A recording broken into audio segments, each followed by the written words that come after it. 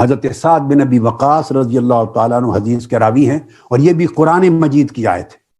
جب آیت مباہلہ اتری، آیت مباہلہ، وہ نصارہ کا، عیسائیوں کے علماء کا وفد آیا تھا مباہلہ کے لیے، آقا اسلام کی آیت اتری، اعوذ باللہ من الشیطان فَقُلْ تَعَالَوْا نَدْعُ أَبْنَاءَنَا وَأَبْنَاءَكُمْ وَنِسَاءَنَا وَنِسَاءَكُمْ وَأَنفُسَنَا وَأَنفُسَكُمْ، آؤ ہم اپنے آپ کو لے آتے ہیں، اپنی جانوں کو، اپنی بیویوں کو، اپنے بچوں کو، تم بھی لے آؤ۔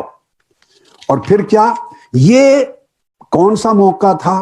جھوٹے کو جھوٹا ثابت کرنا اور حق کو حق ثابت کرنے کے لیے مباہلہ تھا، اظہار حق کے لیے کہ یہ حق ہے، اور حق کو ثابت کرنے کے لیے قرآن کی اس آیت کریمہ کے تحت، قرآن کی اس آیت کے تحت رسول پاک صلی اللہ علیہ وسلم صحابی کہتے ہیں جب یہ آیت اتری بلا لو، حق ثابت کرنے کے لیے نکلو باہر، تو آقا علیہ السلام نے کیا کیا؟ دعا رسول اللہ علی و فاطمہ، حق کے اظہار کے لیے علی اور فاطمہ کو بلایا، آؤ فاطمہ، حسن اور حسین کو لاؤ، ان کو اپنے ساتھ جوڑ کر نکلے اور کہا اے نصارہ نجران آ جاؤ، یہ حق ہیں، تم بھی آ جاؤ، آج سچا سچا ثابت ہو جائے گا، جھوٹا جھوٹا ثابت ہو جائے گا۔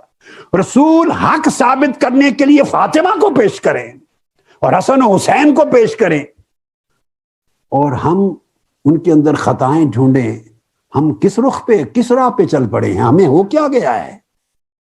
کون سی تباہی نے آ کے ہمیں لپیٹ میں لے لیا ہے؟ کیسی خارجیت نے آ کے برباد کر دیا ہے ہمیں؟